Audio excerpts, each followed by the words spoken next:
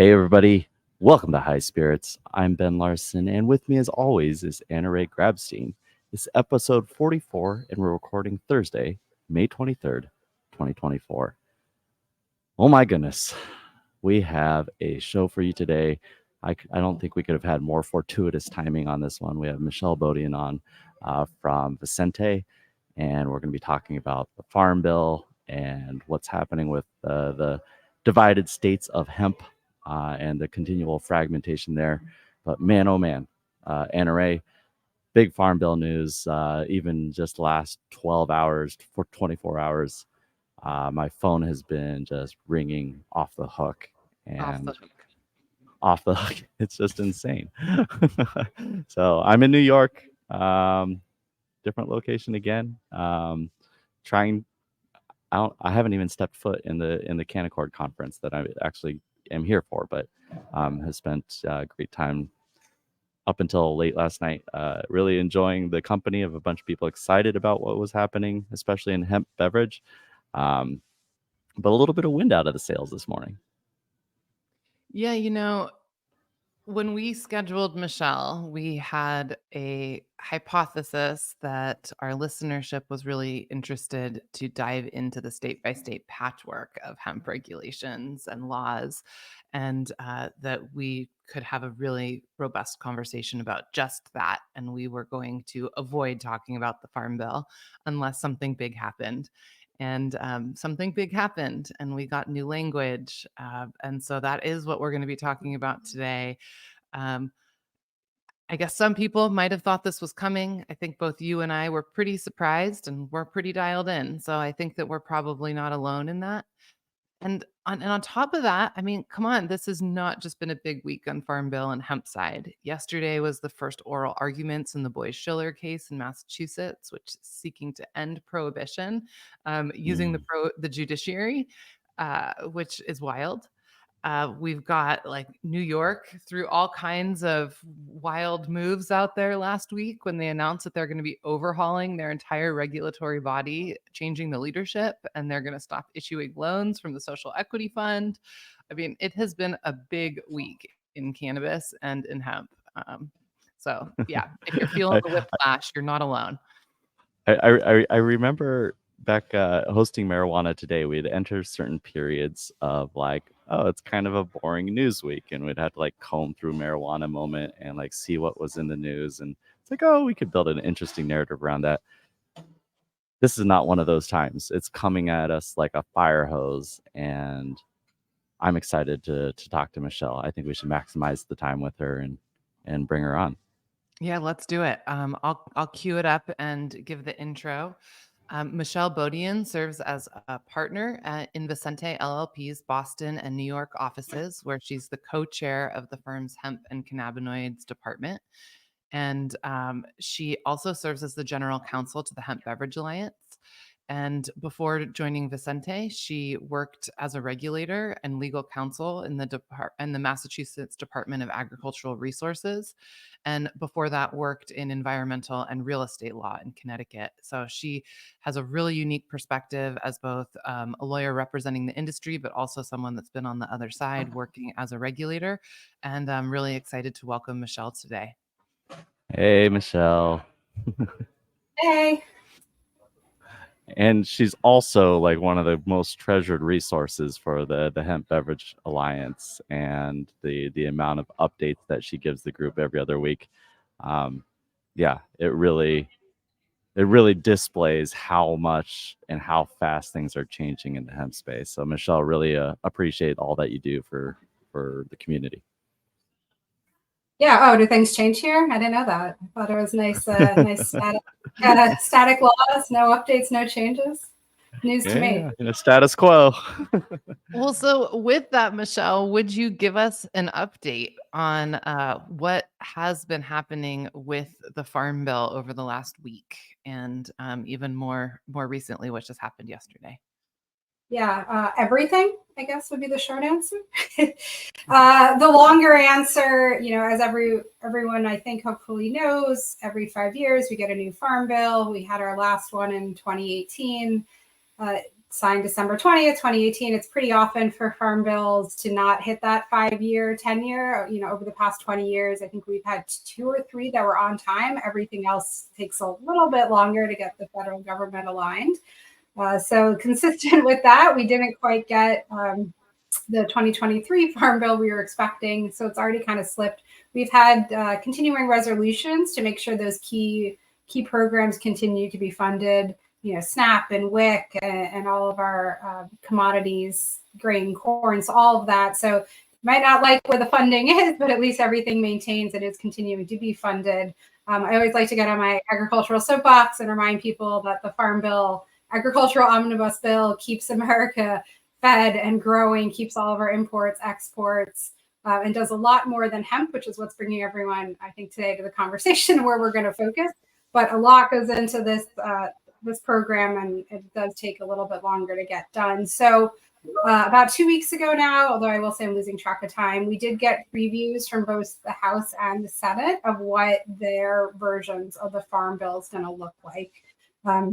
For a while, we only had previews, so kind of explanatory headers and a couple key details, of which we didn't really know a lot of details about hemp. On the Senate side, all we had was 2 sentences saying industrial hemp is going to be defined. And from that, everyone tried to figure out, well, what does that mean? Used to say 2014 Farm Bill said industrial hemp, 2018 Farm Bill said hemp. What does going back to industrial hemp as a defined term mean? Left speculating what that's going to look like. And thankfully, the House didn't keep us in suspense for too long.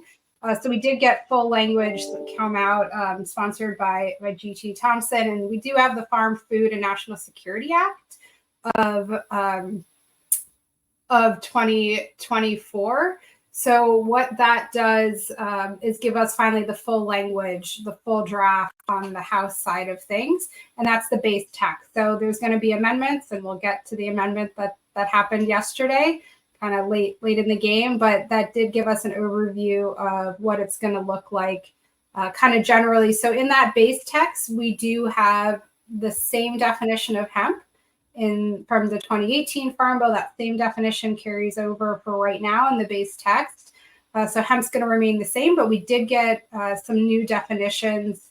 We had a first draft, and then within 24 hours, we already had an update to that base text. So happy to kind of walk through kind of already the 2 iterations we've seen in the amendments, but I just want to pause to make sure it's not too much granular detail here. I think just to take everyone off the little pins and needles, maybe we just address the high level, like the process that we are in and where we're at and how long we might be looking at before we actually have something put in place. Because I was talking to a number of people upstairs at this conference, and it's like, what's this mean? Is it over? Like all this kind of stuff. And I'm like, I'm pretty sure like this is just the beginning, and we're going to have a whole series of roller coaster events over the next several months. But let me ask the expert, Michelle, and tune into High Spirits. Thank you.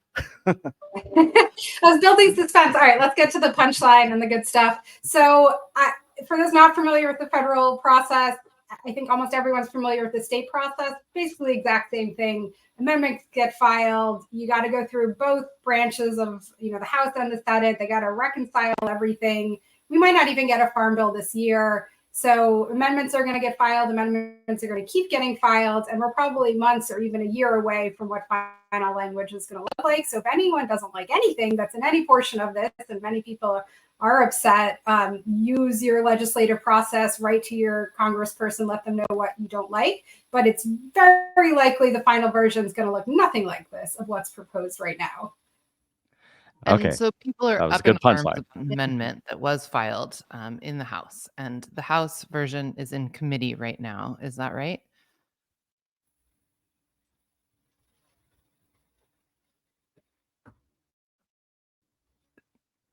Did you get that, Michelle? I guess the question is, the House version is in committee right now with the amendment from Mary Miller. Is that right? Yes. So right now, live, it's in committee. There's been over 50 amendments that have been filed, of which the Mary Miller amendment is one. This is the only one that specifically addresses hemp, but there's been 50 amendments to the base text that have been filed on all of those other agricultural programs that are contained within within the Farm Bill. And I think the Mary Miller Amendment is what people are up in arms about, and that the industry is really watching. Can you tell us there's overview of the Mary Miller Amendment says? Sure. So, it would be hyper focused on what cannabinoids are permitted. It would be removing any non-natural cannabinoids from the definition of hemp. So any cannabinoids not found within the plant, any cannabinoids made synthetically. So what all that means. So, Delta 8, Delta 10, HHC, THCO, THCJD. So all of those cannabinoids would not be within the definition of hemp. And then the second thing that would not be considered within the definition of hemp is any quantifiable amount of THC. So we don't have a defined term there. We don't have a level. And then that level would be set, presumably, given where state legislation is going, presumably it would be any 0.5 milligram or above or anything like that, any detectable amount of THC would not be considered hemp. Got it. And it sounds like this, like you said, this is the only amendment focused on hemp that has been submitted thus far. Is that right? Yes, thus far in the House. Yep. And all amendments had to get in this first phase by 11 a.m. There'll be, and this is the first one and only one so far, but through this process, there'll likely be other amendments. And even the original draft of the House text, it was already amended once by the drafter. So, within the span of 48 hours, we've already seen two different versions of how the Farm Bill is going to be addressing hemp. And if you want to have me back on a guest in 4 months, I'm going to tell you there's going to be 26 other versions between now and then, or some number like that. Hey, I do think that's helpful context. It kind of, because I don't know if you're not familiar with the process and you see this news, and the U.S. Hemp Roundtable is pretty good at drawing people's attention to incendiary language like this. Yeah, it could cause a lot of panic, and maybe panic is good in this case. It causes people to get involved and ask questions and write letters and do all that kind of stuff. But yeah, it's not like this is all going away overnight, so to speak. No, and if those who were able to tune in this morning and watch the sausage get made, as it were, I mean, they bipartisan lines, like people are not agreeing on anything here. There's, the knives are out on all various aspects. So yeah, we've got a ways to go. I do think staying engaged in the process is always great. Knowing the language, watching the drafts, engaging with your Congress people to, lobby for the changes you want to see. But this is not that different than what we went through in 2018 and 2014. This is just, back to schoolhouse rock. This is just how laws are made, and then a process that's going to take a while. I do think the social aspect in our cannabis and hemp community is an interesting kind of layer here. I think battle lines, if they had not previously been drawn, are really starting to be obvious, and I think there's going to be some interesting opportunities here to either build alliances and unify approaches here. Interesting to see how it all rolls out. If anyone watching follows, whether it's Chris Lindsay from Attach or Brett Worley from MC Nutraceuticals and the U.S. Hemp Roundtable, and if you don't know either of those people, very polarizing in the hemp and cannabis discussion. But yeah, it's who's backing what part of these amendments and bills is very telling about how people see the future of cannabis and cannabis legalization. And the truth is that the thing that has massively changed since the 2018 Farm Bill is both the cannabis and the hemp industries, and the growth on both sides. There's been an enormous amount of progress on cannabis legislation, and with that, there's been growth of cannabis companies, while in parallel, there's been hemp companies growing side by side, and they have not always played well, and they don't always see the world the same way. And we've talked a few times about different estimates for the size of the hemp cannabinoid market in the US. And certainly the biggest one comes from Bo Whitney in his analysis that says that the market is upwards of $25 to $30 billion a year, depending on if it's the low or high estimate. But that's a massive industry size, and that is a lot of small businesses and a lot of independent workers working in the space, and a lot of consumers that are trying these products. And so when people see this language like the Mary Miller Amendment, there is an inevitable kind of flipping of the stomach of, oh my gosh, what does this mean?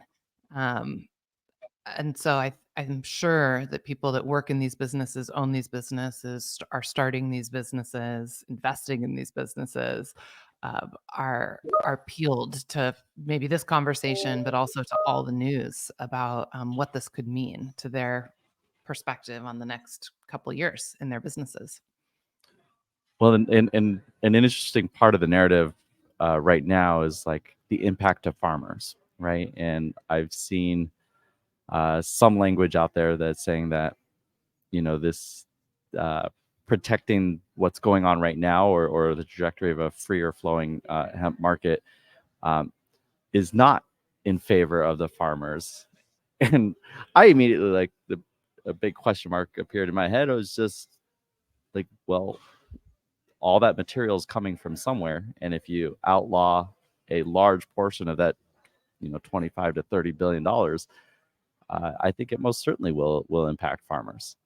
And so I can say that statement without saying pro or con, like, where I stand on any level of the regulation of the market. It's just factual that this will have a massive impact to farmers, I believe. Yeah, and to go even further into that, Michelle, as someone that has worked in agriculture as a regulator, and now is working in cannabis and hemp, how likely is it that you think that you talked about how the sausage is made with the Farm Bill, and I'm wondering how likely you think it is that the final language gets so granular, gets even more granular to start maybe prohibiting certain synthetic cannabinoids over others, and allowing certain levels of THC that are not just straight prohibitions. Like, is that something that we've seen in the past with the Farm Bill, or do you think is likely to happen as part of this process? Oh, what are my thoughts there? So I think the Farm Bill, and I'm going to keep going back to this, I'm sorry, but as an omnibus agricultural bill, it goes through certain committees. This isn't a finished product bill, like a standalone bill. So this isn't going through health committees. This isn't really going where you would need to go if you were to pass federal legislation for finished products. So FDA's authority, who regulates finished products, has the role. They've got a couple sentences in here reminding everybody, regardless of what this says, FDA has a role to play. But if we were looking for a finished product type bill and legislation, I think that needs to be standalone legislation. I don't think it's going to come through this bill because of the committees it goes through congressionally. And I think at some point FDA is going to raise their hand and say, hey, you shouldn't be doing this here. This needs to be through a different vehicle. Stay in your lane and go through your ag committees. If you want to start regulating finished products, if you want to be putting really tight milligrams, that's fine. Maybe, I don't know what they think about it, but go through other channels, go through other lanes. We're getting some pretty good engagement from the audience today. So I wanted to kind of go through some of the questions that have popped up and just make sure that we're addressing people really quick. Joey Kanata, the Mary Miller language has not passed yet. It's in markup with committee right now. Even if it does pass through committee at this point in time, Michelle, correct me if I'm wrong, but there's a long path ahead still. A lot of ups and downs, a lot of amendments still to come. And then we have the whole other half of the conversation to happen after that. Steve Cottrell was asking, with regards to HHC, THCP, and THCO, do you see a heavier regulation handprint coming down on those to slow down these areas? This is causing many states to ban hemp Delta 9. And what are your thoughts?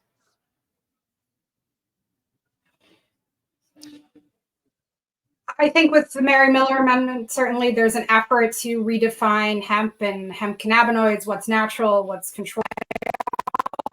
We didn't talk about it yet, but with rescheduling of marijuana from Schedule 1 to Schedule 3, there also is language in there that talks about, what is marijuana and talks about naturally derived Delta 9. And there's language in that rescheduling federal regulation that's open for public comment. Comments are due July 22nd. That says non-naturally occurring hemp cannabinoids are controlled substances. So just want to remind people there are two different things going on right now federally that could impact the cannabinoids specifically mentioned there. So yes, I think this Mary Miller Amendment or other future amendments that are likely to come probably will be looking to address those cannabinoids. And then DEA, through their rescheduling process, is also looking to remind the public about what they view as a synthetic cannabinoid versus a natural cannabinoid. And then we're waiting for a whole other set of regulations from DEA that they never finished from the 2018 Farm Bill that may further impact this. So short answer, yes, I see some of that will be impacted in one of these three lanes. Yeah, it's I when this all came out last week, it's only been a week, folks. That it's been 3 years. I disagree. It feels very long. It's like very interesting timing. The DEA puts out theirs with a ton of references to the Farm Bill, and then the next day the Farm Bill draft drops. So a lot of moving pieces, and I really appreciate you tying those together. Yeah, Michelle, you work really closely with the Hemp Beverage Alliance, and I'm sure that you have individual businesses as clients as well. And I'm wondering if you have advice for businesses about how they should be navigating and thinking about this right now, if they're already in market and they're already selling within the compliance system that they've identified exists today. But they're looking at 12 months from now. Like, how do you plan in an environment like this? Sure. I mean, the advice I give is just to stay one step ahead of things. None of this is going to change your life overnight. The Farm Bill, we might get one in 2024. I'm hearing we're not going to get one to 2025. So knowing that runway and that planning ahead, I think, is what helps. Even we haven't even touched on states since it's still federal, but most states have delayed effective dates. Could be weeks, could be months of when things are going to stay in effect. But if you watch this process throughout, you won't get surprised. You might not like the end result, but at least you've been following along and know that it was a possibility.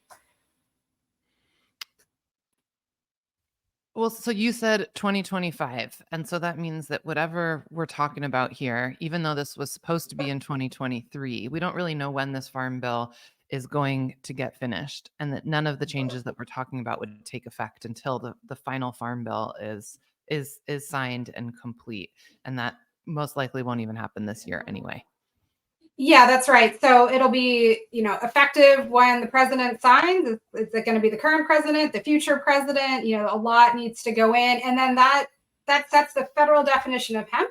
And then what we saw play out in 2014, 2018, states then need to go back and amend their definitions if they choose to meet or match the federal definitions. States might stick with their current definitions. And then we get a difference between federal and state law, cough, cough, marijuana.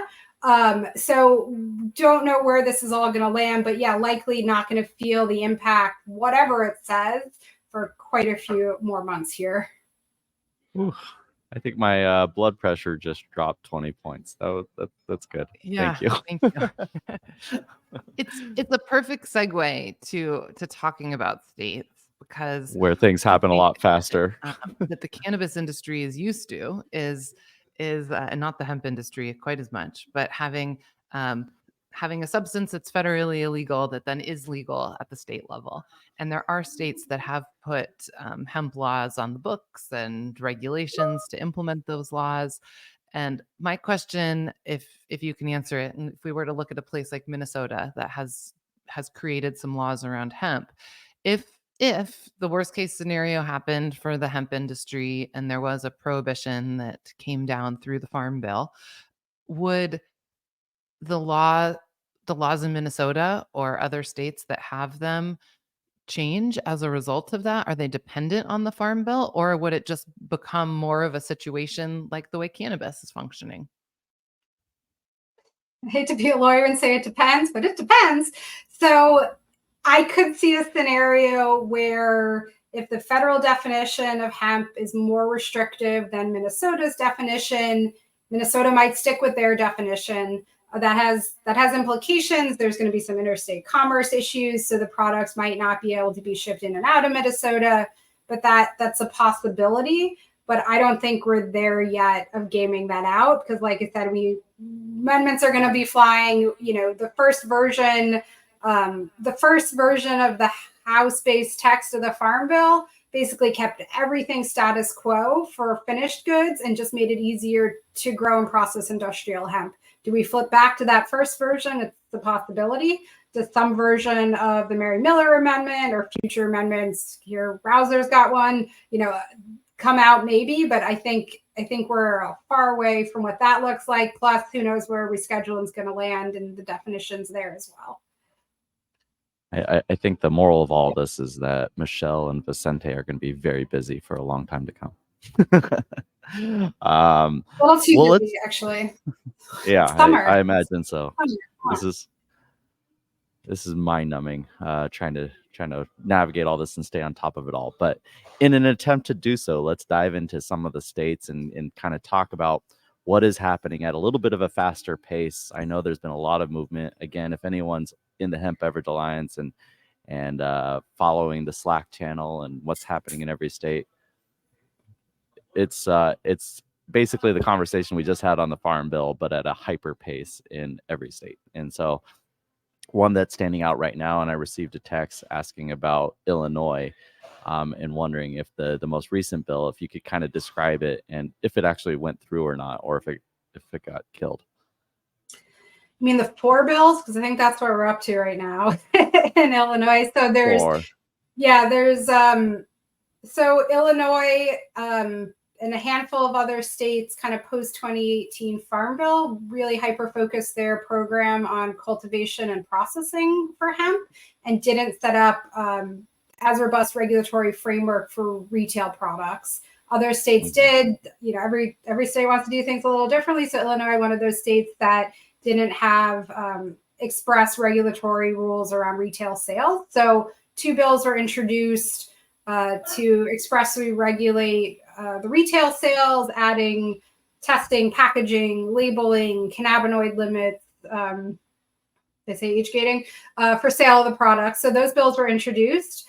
And then, equal and opposite reaction, then bills were introduced to counter that, which wanted to bring these products more under the marijuana scheme in Illinois. So that would be setting a very low dose milligram cap of 0.5% per serving or 2 milligrams per container in order to make and sell hemp products in Illinois. So I will say I've been in federal land for the past 2 hours. So unless something changed recently, none of these had yet advanced where they need to be for that to be settled yet. I think there's two more weeks of session in Illinois. So this will all wrap up very shortly. But I don't think either have progressed to the point where we can call a winner yet. Yeah, the whole interplay of the legislative session. I know California's assembly ends tomorrow, and that was driving a lot of the conversation here in California around AB 2223. And that's another critical state. So like in California, we've AB 2223 is basically trying to go back and correct some missteps that the legislator accidentally allowed for intoxicating hemp products into the market. And yeah, it's crazy. It's just in the last 2 weeks, I think the assembly bill was going to be on the docket for discussion in committee. It was, the date was announced 6 days before the meeting happened, and then it was put into suspension, and so it wasn't even discussed in that date. It was taken out of suspension 3 days later and then passed overnight with a 57-0 vote. So it's just really interesting to see again how the sausage is made. And then we're in a period of time now where it's like, okay, on to the Senate and then eventually the governor's desk. And, this again is trying to put the genie back in the bottle. So there's just a lot of activity, whether it's from the hemp side, the cannabis side. BevAlc is getting involved in all these conversations now. So yeah, a lot of activity in California too. What about Texas? I hear there's some action in Texas.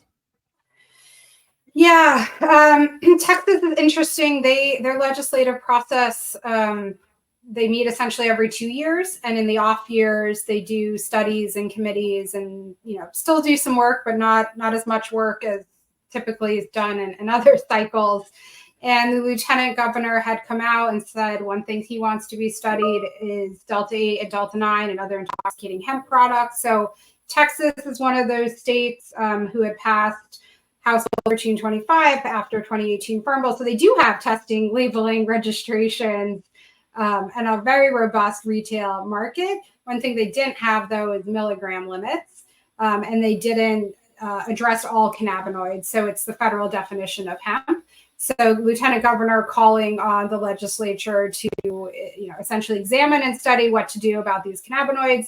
And there's a hearing that's scheduled for next Wednesday. There is going to be an opportunity for live testimony and an opportunity for written testimony, as long as you submit 20 copies. I thought that was odd, of your written testimony. It's just kind of an open-ended, what do we want to do about these products? But it's obviously the opening opportunity for the state to start addressing. So likely legislation is going to be filed in that state looking to regulate it. And then, with all of these states and federally getting involved early and often with the legislative process, gives you that opportunity to kind of make it help and work for your business. So yeah, the Senate Committee on State Affairs, the hearing is going to be at 9 a.m. Central, Wednesday, May 29th.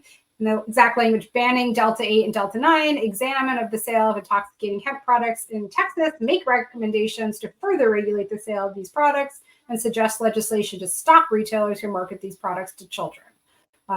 So that was a public notice.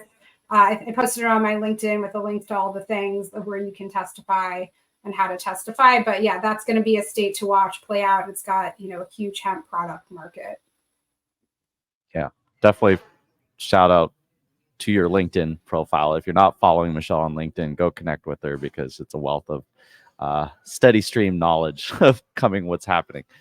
Let's go over to another critical state, Florida. There's a hemp bill and a cannabis bill that's kind of being tossed back and around. Got a little bit of inside baseball earlier this week, hearing that a certain governor was trying to pin the hemp industry against the cannabis industry and trying to get some counter lobbying going on, which we don't need to stoke the fires of a civil war anymore. Michelle, what's happening in Florida from your perspective? A waiting game. So, legislation passed, which would limit the hemp cannabinoids that are going to be available in the market, kind of slightly tweaking the labeling requirements, and then setting a milligram for naturally occurring hemp Delta 9. So it would be 5 milligrams per serving and up to 50 milligrams per container. That bill hasn't yet been sent to the governor for signature. Once it's actually on his desk, then the ticking clock starts: signature or veto. I learned a fun Florida fact that there's no deadline by which the legislature needs to send a bill. If it gets sent, it would be signed, and if it gets signed, it would be effective October 1st. But the legislature can send the bill October 30th if they chose. So for right now, kind of waiting to see if the bill gets sent, and then if it gets sent, what the governor is going to do with it. And there is, a huge letter writing, hand letter, not email writing campaign, requesting the governor veto that bill. But we're kind of just waiting and seeing where it's ultimately going to land. Yeah. Which of the states right now are you kind of most excited? What I guess excited is a loaded word, because that forces you to take a position. Okay, let me rephrase it. We talked about that, Ben. Come on. I know. Okay. I'm sorry. I'm not going to put you up to that. I will put myself up to that. I heard someone say the other day that Kentucky was going to be like Minnesota on steroids. Is there any legitimacy to that statement? Because we all love Minnesota and everything that they've done. It is weird to imagine that Kentucky would be the next one that everyone starts looking at as a model hemp market. Well, out myself. I think I actually said that. So yeah, I will say in surprising, maybe not excited, but surprising trends, the South seems to be embracing and expressly allowing and regulating hemp products in a way that they hadn't been doing previously.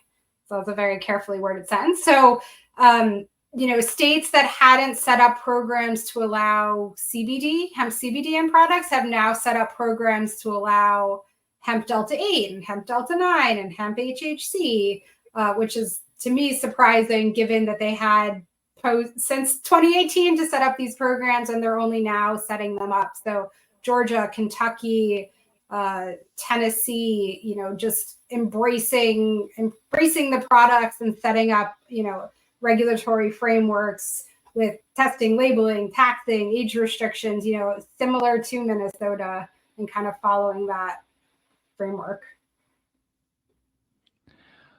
So one thing that we're bringing to light and talking about all of these different states is that the rules are starting to become more mature on a state by state level. And hold on, I got to refocus. I was chuckling at the comment.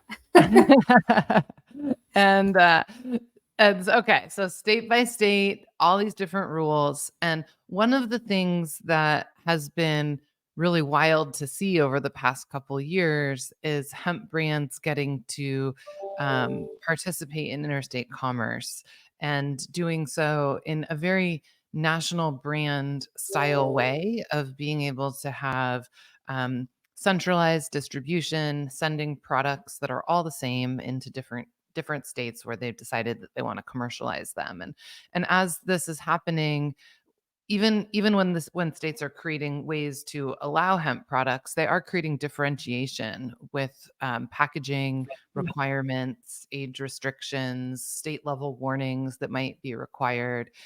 And I think it's worth talking about how the landscape is starting to shift for brands who aspire to be a national brand and how groups are going to start managing the needs of different markets they want to participate in from a compliance perspective. Yeah, it's challenging. And, if you're new and you're starting up, it's not feasible to be printing individual labels for individual markets. It might not be feasible to have resealable tops depending on your product type. If you're a beverage, that's challenging. So a lot of businesses, are starting small or facing decisions and, weighing risk reward of, do you want to go into a market knowing your product doesn't comply with 100%, but you get yourself 80% of the way there on the label. You just don't have the magic language that's going to be required in an Iowa or in a Connecticut. Please give us those magic language soon, please. So businesses are making those strategic decisions, and as they grow, I'm seeing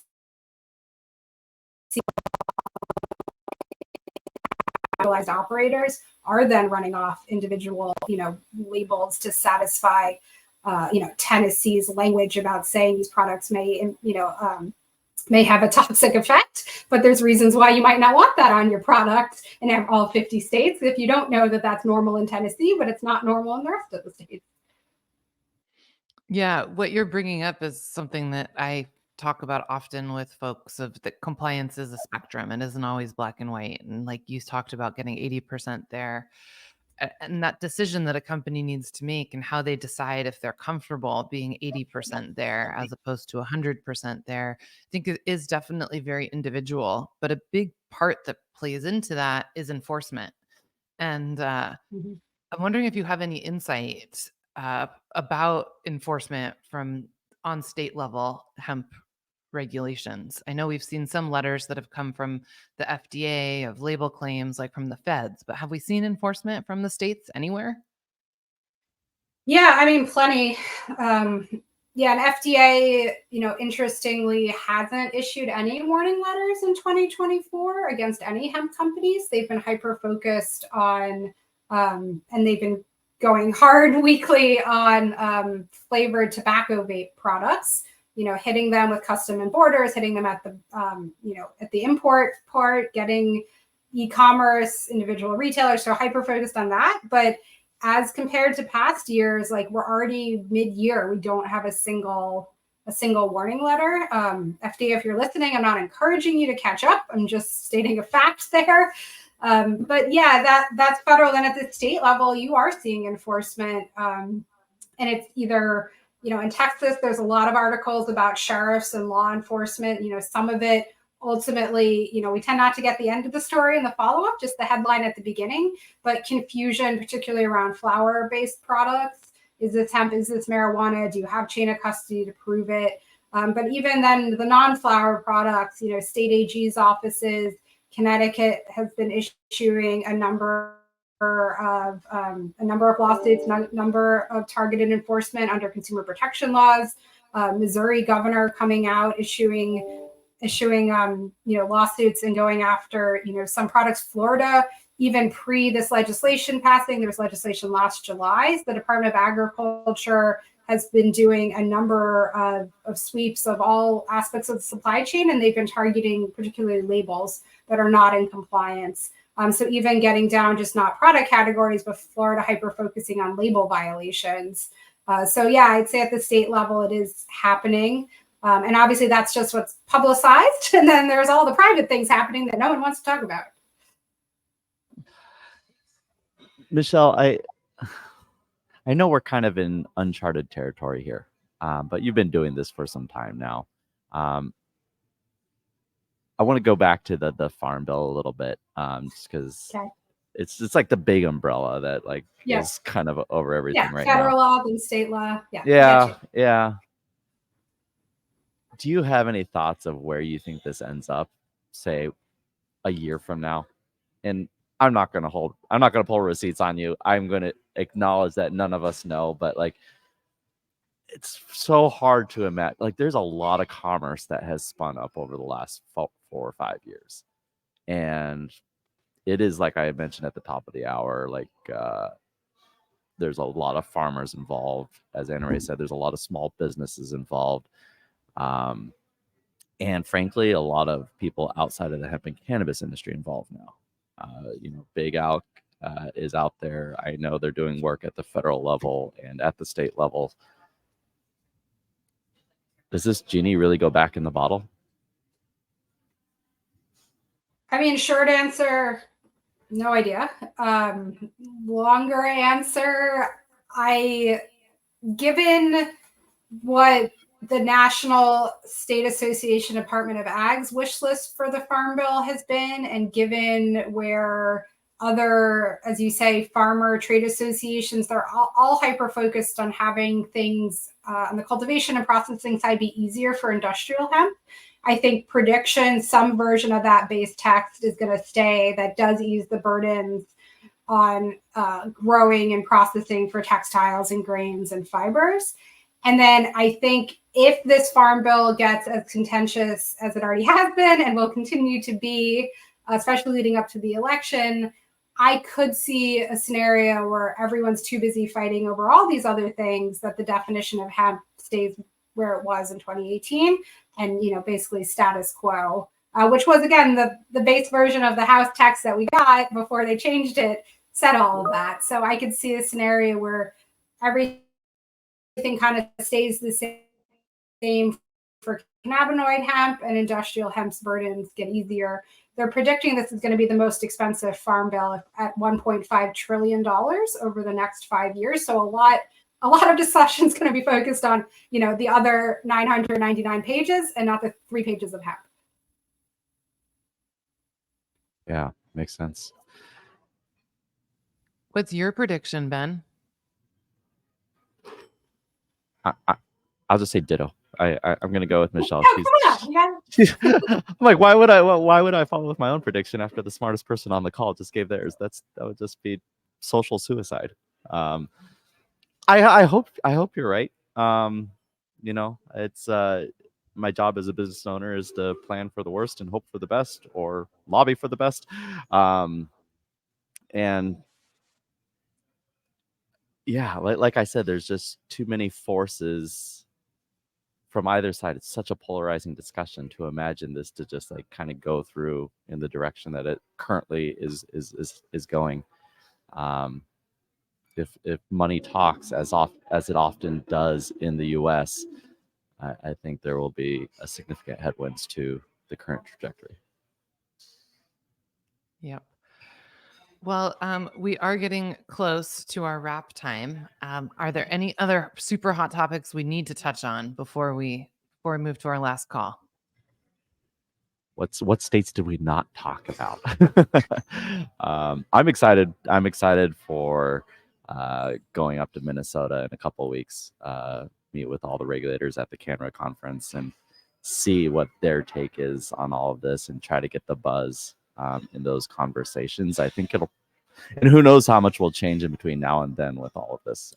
So yeah, stay tuned. I don't know, Michelle, you mentioned have you on in 4 months. I think we absolutely should probably just schedule that, because it'll be very necessary. Yeah, and I guess I don't know if it's comforting or not, but this has been happening every year since the 2018 Farm Bill. Like every year, states are evaluating hemp products, seeing what they want to do with them, not do with them. Last year, 27 states changed their hemp product laws. So far this year, I think we're up to 7 or 8, depending how we count it. So kind of by comparison, it's not that much worse than last year. So this happens every year for those that are new to the fund. And I imagine it's going to keep happening, wherever the Farm Bill language ends up.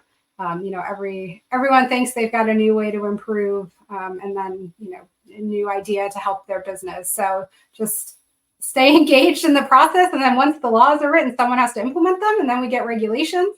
Regulations are subject to public comment. So lots of opportunities to kind of raise your hand and get involved and share your 2 cents. And what you're bringing to the forefront is, and this is a comment, a stream that we talk about often, but just if you are an entrepreneur or a founder and operator in the cannabis and hemp space, just legal and regulatory navigation is the name of the game. It's something that just has to be a part of the DNA of your strategy and the DNA of your ability to metabolize change and pivot as an individual. So whether it's yoga or meditation or whatever it is that you all need to do to find that peace inside of you so that you can be strong enough to deal with the winds of change, like I'm here for all of it. And it's part of what makes this space not for everybody, but also fantastically challenging, dynamic, and fun at the same time. And it keeps me waking up every morning to be excited about it, because it is not the same as it was the day before. So with that, Michelle, let's turn the mic over to you for your last call. So I know I probably should be talking about something Vicente related, but I'm going to plug HBA's festival. So first in the country, Hemp Beverage Festival opening up. It's going to be June 8th, open to the public. Tickets are on sale now. Come hang out in Minneapolis and drink some hemp beverages. 30 of the brands are going to be exhibiting, and you can try all of the tasty things. And then if you want to go make your own product, you got to join the fun of keeping up with all of this regulatory chaos. And AnnaRae and Ben will be there drinking hemp beverages. It'll be yes. Yeah, it's going to be a party. Beverages with us. We'll try to bring in as many of those regulators over from the CANRA conference to get high with us and see the way. In a responsible manner. In a very responsible manner. Michelle, thank you so much. Timing couldn't have been more impeccable. We appreciate you taking this time out of your day, especially when I know your phone is ringing off the hook and your emails are flowing in. So we're going to let you get back to that. But this has been an invaluable session. I can't wait to do it again. Thank you so much. Thanks for having me. All right, AnnaRae, I do feel My shoulders are down a little bit more than they were this morning. The blood pressure is down. Everyone watching, I hope you take a deep breath. We're going to get through this. It's going to be okay. Yeah, a great Michelle episode in is the so bag. chill and relaxed. I appreciate that. She might be used to it. I think she's like, Yeah. okay. She's like, come on, kids. It's okay. You know, it's all right. We needed it. Very timely. Thank you. What about you folks? What'd you think? I don't know. I thought it was pretty great. Let us know what you think in the comments. Share it, like it, subscribe it, do all the things. We're immensely grateful to Michelle and Vicente and everyone doing the hard work. These are very live conversations and it's moving faster than ever. So get involved, do whatever you can, whatever side you're on. Honestly, just we'll all get there eventually. Thank you to our teams at Vertosa and at Wolf Meyer for keeping the mics and lights on and the hotels open. Yeah, I'm just going to wrap it up. Let's get out of here. All right, folks. Until next time, stay curious, stay informed, and keep your spirits high. That's the show.